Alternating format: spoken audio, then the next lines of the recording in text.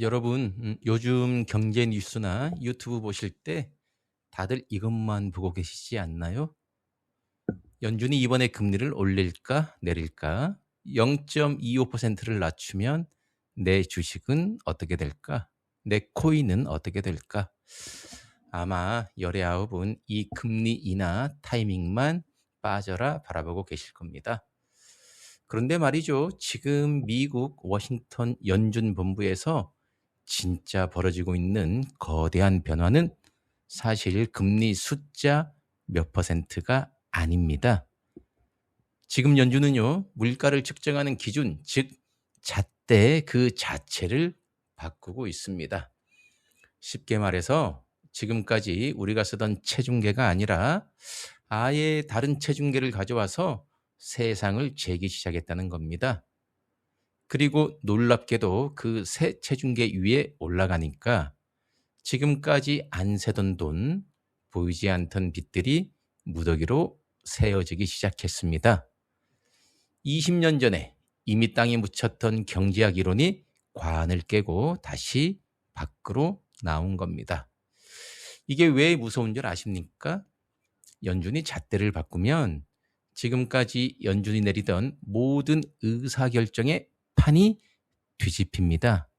금리 인하 천만에 지금 시장에 돈이 이렇게나 많이 도는데 무슨 소리냐 하면서 연준이 갑자기 매파로 돌아서고 우리가 생각지도 못한 시점에 금리를 올려버릴 수도 있다는 뜻입니다. 오늘 영상에서는 연준이 왜 갑자기 20년 만에 물가를 재는 잣대를 교체하고 있는지, 그 뒤에 숨겨진 진짜 범인은 누구인지, 그리고 이 결정이 올해 하반기 여러분의 통장과 주식, 특히 비트코인에 어떤 매머드급 폭풍을 가져올지 완벽하게 해부해 드리겠습니다. 이야기를 이해하려면 시간을 잠시 20년 전으로 돌려야 됩니다. 2006년으로 가보죠. 당시 연준 의장이었던 벤 버냉키는 경제학에서 아주 충격적인 선언을 합니다. 오랫동안 유행했던 통화주의, 그러니까 시장에 돈이 얼마나 풀렸고 그 돈이 얼마나 빨리 돈지를 세어보면 물가를 알 수 있다는 이 이론에 사실상 사망 선고를 내린 겁니다. 버냉키의 논리는 아주 간단했어요. 아니, 요즘 시대에 지갑 속 현금만 돈인가? 예금, 펀드, 채권, 돈의 종류가 너무 많고 돌아다니는 속도도 제각각이라 세는 게 불가능하다. 그리고 데이터를 뽑아봐도 통화량이랑 물가 상관관계가 안 맞는다. 그래서 연준은 돈의 양을 세는 걸 포기했습니다. 대신 물가 상승률 수치 그 자체만 보고 금리를 조절하기로 했죠. 우리가 지난 20년 동안 알고 있던 연준의 통화 정책이 바로 여기서 탄생한 겁니다. 그런데 올해 5월 아주 흥미로운 일이 벌어집니다. 새로 취임한 케빈 워시 연준 의장이 취임하자마자 완전히 딴소리를 하기 시작한 겁니다.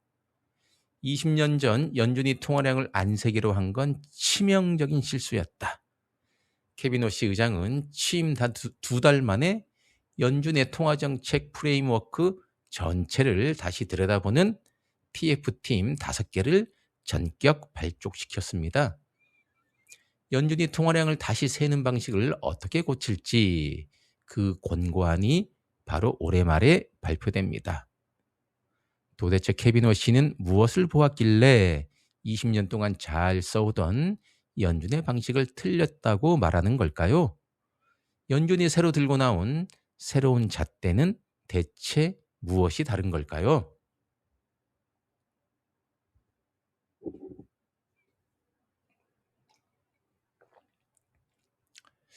자, 여기서 이번 논쟁의 가장 핵심적인 개념이 나옵니다. 연준이 새로 쓰려는 잣대가 기존 잣대와 어떻게 다른지 제가 아주 쉽게 설명해 드릴게요. 지금까지 연준이 쓰던 전통 통화량 지표는요, 여러분 지갑 속에 있는 당장 쓸 현금 100만 원이랑 은행에 3년 동안 꽁꽁 묶여 있는 정기여금 100만 원을 똑같이 1대1로 더했습니다. 그냥 시장에 200만 원 있다 이렇게 센 거죠. 그런데 생각해 보세요. 당장 내일 장볼 현금 100만 원이랑 이자 받으려고 묶어둔 예금 100만 원이 물가에 미치는 영향이 같을까요? 당연히 다르겠죠? 연준이 도입하려는 새 잣대, 전문 용어로 디비지아 M4라고 부르는 이 방식은 이걸 거부합니다.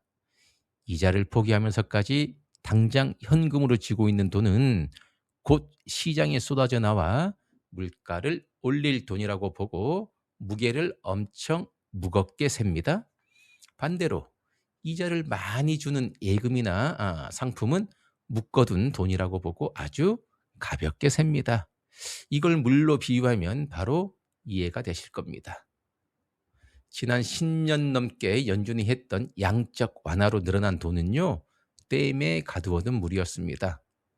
연준이 돈을 아무리 찍어내도 그 돈은 시중은행이 연준 계좌에 적립금으로 넣어둔 채 댐에 갇혀 있었습니다. 동네 수도권까지 내려오지 않았던 거죠. 그러니까 10년 동안 댐을 아무리 채워도 시중 물가가 안 올랐던 겁니다. 반대로 2021년에 코로나 지원금이라고 정부가 가계통장에 돈을 직접 꽂아줬을 때 생각해 보세요. 그건 수도꼭지를 직접 튼 것이었습니다. 그 물은 바로 시장으로 흘러들어갔고 순식간에 인플레이션을 폭발시켰죠. 자, 그럼 이 새로운 잣대로 지금 미국의 유동성을 재보면 무슨 숫자가 나올까요? 궁금하시죠? 미국 민간 금융연구기관 CFS 이곳이 이 새 잣대로 매달 통화량을 발표하고 있는데요.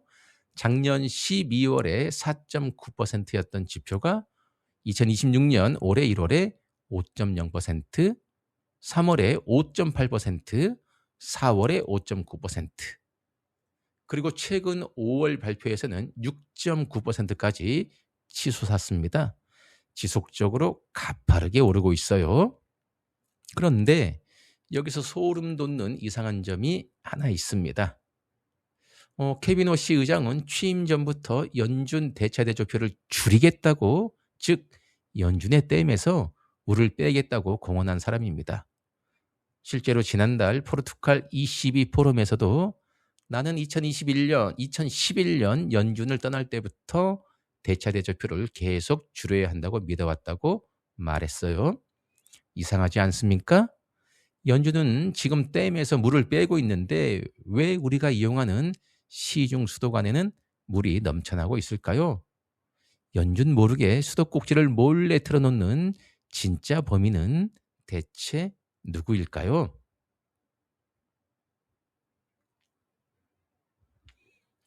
범인의 정점은 이미 연준이 직접 적어놓은 자백 문서에 나와 있습니다.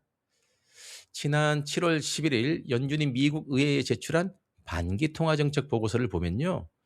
연준이 물가 상승을 자극하는 3대 원인으로 이걸 적어놨습니다.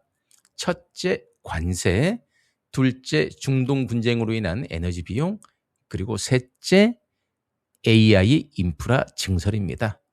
앞에 두 개, 관세랑 중동 분쟁은 백악관과 외교 문제입니다. 그렇다면 세 번째 AI 인프라 증설은 뭘까요? 지금 미국에서 가장 빠르게 팽창하는 민간 대출의 용처가 바로 이 AI입니다. 전국에 데이터 센터를 짓고 전력망을 깔고 고성능 반도체를 사들이는 수백조 원의 돈, 이 돈은 연준의 댐에서 나온 게 아닙니다. 시중은행과 사모 신용시장에서 미친 듯이 발행되는 대출에서 나옵니다. 그리고 이렇게 만들어진 돈은 댐에 갇혀 있는 게 아니라 인부들의 임금으로, 구리선 구매 비용으로, 데이터 센터 부지 대금으로 시중 수도관을 타고 그대로 흘러가고 있습니다. 어떤 분들은 이렇게 말씀하십니다. 아니, AI나 기술이 발전하면 생산성이 늘어나서 오히려 물가가 내려가는 것 아닌가요? 아마존 효과처럼요. 하지만 정작 그 연구를 했던 하버드대의 알베르토 카발로 교수가 밝혀낸 진실은 전혀 달랐습니다. 온라인 경쟁과 기술 발전이 만들어낸 건 물가를 눌러주는 방패가 아니었습니다. 기업들이 가격을 바꾸는 주기가 6.5개월에서 3.7개월로 짧아지면서 유가나 환율 충격이 발생했을 때 소매 가격에 훨씬 더 빠르게 반영되게 만들었어요. 즉, 물가를 막아주는 방패가 아니라 충격을 곧바로 통과시키는 얇은 벽이 되어버린 겁니다. 새로운 잣대로 세상을 보는 연준이란 무슨 뜻일까요? AI 인프라에 쏟아지는 거대한 빚과 대출이 실제 물가 수치로 번역되어 나타날 때까지 한가하게 기다리지 않겠다는 겁니다. 신용이 팽창하는 그 시점부터 선제적으로 감시하고 잡겠다. 감시의 시점을 한 단계 앞당기겠다는 선언입니다.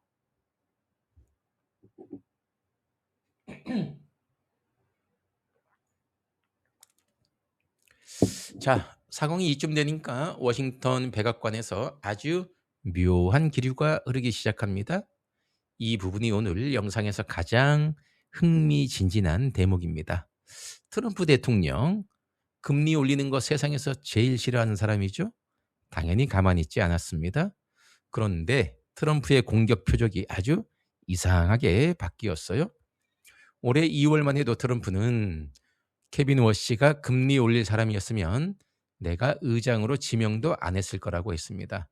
그런데 6월에 금리 인상 가능성이 흘러나오니까 케빈 워시는 훌륭하다. 그가 원하는 대로 하길 바란다면서 일단 돌려깎기를 했어요. 그러다가 7월 2일 CNBC 인터뷰에서 결정적인 단어를 꺼냅니다. 케빈 워시는 어쩌면 약간 적대적인 이사회를 갖고 있는지도 모른다. 이상하지 않습니까? 트럼프는 왜 금리를 올리려는 의장 케빈 워시를 직접 때리지 않고 그 주변의 연준 이사회를 겨냥했을까요? 이유는 간단합니다. 워시는 본인이 직접 픽한 사람이기 때문에 워시를 때리면 자신의 인사 실패를 인정하는 꼴이 됩니다. 그리고 무엇보다 백악관이 연준을 향해 너네 왜 금리를 올리려고 해? 라고 세게 따지기 시작하면 연준이 방금 보여드린 보고서를 꺼내 들면서 역공을 펼치겠죠. 왜 금리를 올리냐고요? 백악관이 때린 관세 때문에, 그리고 백악관이 이미 미는 AI 대출 때문에 물가가 오르고 있으니까요. 이 대화가 시작되면 트럼프 백악관에 전혀 유리할 게 없습니다. 그래서 트럼프는 의장이 아닌 이사회를 타깃으로 삼은 겁니다. 지금 연준 위원들의 분위기는 확실하게 매파 쪽으로 기울어져 있습니다. 지난 6월 회의 점도표를 보면 위원 18명 중 9명이 연내 금리 인상을 예상했고요. 이날을 예상한 사람은 딱 한 명뿐이었습니다. 만약 연준이 이 새로운 잣대를 근거로 실제 금리 인상을 감행한다면 그 시점은 11월 미국 중간선거 바로 직전인 9월이나 10월일 가능성이 매우 높습니다. 선거 직전에 대통령이 고른 연준 의장이 대통령이 가장 싫어하는 금리 인상을 단행한다? 그때 시장이 계산하게 될 것은 단순한 0.25%포인트 금리 수치가 아닙니다. 미국 연준의 독립성이 과연 유지될 수 있는가라는 거대한 질문이고, 그 불확실성의 값은 미국 국채 금리와 달러 가치의 엄청난 충격으로 매겨지게 될 가능성이 높습니다. 자, 그렇다면 가장 중요한 질문이 남았습니다. 이 거대한 연준의 잣대 교체와 긴축 기류 속에서 우리 투자자들의 자산, 특히 비트코인은 대체 어디로 가게 될까요? 결론부터 말씀드리면 비트코인은 단기 악재, 장기 초대형 호재라는 완벽하게 분리된 두 가지 역학을 받게 됩니다. 첫 번째 단기 악재의 요인부터 보겠습니다. 아까 제가 AI 인프라 대출로 늘어난 돈, DBG와 M4 6.9%가 실물 수도관으로 흐른다고 말씀드렸죠? 여기서 핵심은 그 늘어난 돈이 주식이나 코인 같은 금융자산 시장으로 들어가는 돈이 아니라 구리, 전력망, 데이터센터 부지 같은 실물 자재를 사는데 쓰이는 돈이라는 점입니다. 즉 시장에 돈은 도는데 그 돈이 코인 시장으로 안 들어옵니다. 유동성 착시가 발생하는 거죠. 게다가 연준이 이 통화량을 잡겠다고 9월이나 10월에 금리 인상 카드를 만지작거리면 무위험 자산인 미국 국채 금리가 뛰고 달러가 강세를 보이면서 비트코인을 비롯한 위험 자산 시장에서 단기 자금이 빠져나갈 수밖에 없습니다. 단기적으로는 분명히 강한 하방 압력을 받거나 답답한 박스권에 갇힐 확률이 높습니다. 하지만 두 번째, 장기 초대형 호재도 봐야 됩니다. 비트코인의 본질이 뭡니까? 특정 국가나 중앙은행이 마음대로 찍어낼 수 없는 발행량이 2100만 개로 제한된 자산입니다. 지금 미국 정부를 한번 보세요. 연준이 아무리 기준금리를 올려도 백악관의 재정적자 지출과 AI 인프라 민간 대출을 통한 통화 팽창을 막지 못하고 있습니다. 댐은 막는데 수도꼭지에서 물이 새는 격이죠. 결국 정부의 화폐 찍어내기로 인해 달러의 실질 구매력이 떨어지는 법정화폐 가치 하락 현상이 가속화될 수밖에 없습니다. 게다가 11월 중간선거를 앞두고 백악관과 연준이 정면 충돌하면서 미국 국채와 달러 시스템에 대한 신뢰가 흔들린다면 시장의 거대 자금들은 어디로 눈을 향할까요? 당연히 중앙은행의 손길이 닿지 않는 대체자산, 즉 비트코인으로 향할 수밖에 없습니다. 따라서 투자자로서 우리가 취해야 할 실전 전략은 명확합니다. 연준의 매파적 전환이나 금리 인상 공포로 인해 시장에 패닉셀이 나오고 비트코인이 단기 조정을 받을 때 그걸 공포로 받아들이는 게 아니라 장기적인 화폐 가치 하락에 대비하는 구조적 분할 매수 기회로 삼아야 한다는 겁니다.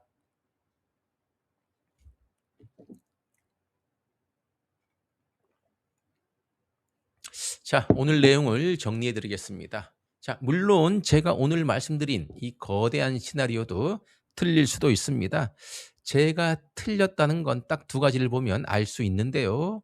첫째, 올해 연말에 나올 연준 TF 권고안에 통화량이나 신용 총량 얘기가 아예 쏙 들어가거나, 둘째, 유가가 하락하면서 민간 기관이 발표하는 CFS, DBG와 M4 지표가 몇 달 연속 꺾인다면 오늘 그려드린 매파적 연준 그림은 접어야 합니다.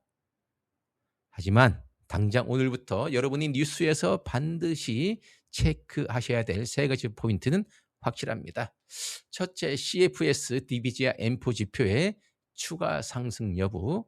이 수치가 계속 오른다면 연준의 긴축 압박은 진짜입니다. 둘째, 미국 10년물 국채금리의 움직임. 연준의 금리 결정보다 실물 장기금리가 먼저 뛰어오르는지 확인하셔야 됩니다. 셋째, 금리 인상 공포로 인한 비트코인 단기 조정 시 분할 매수 타이밍을 포착해야 됩니다.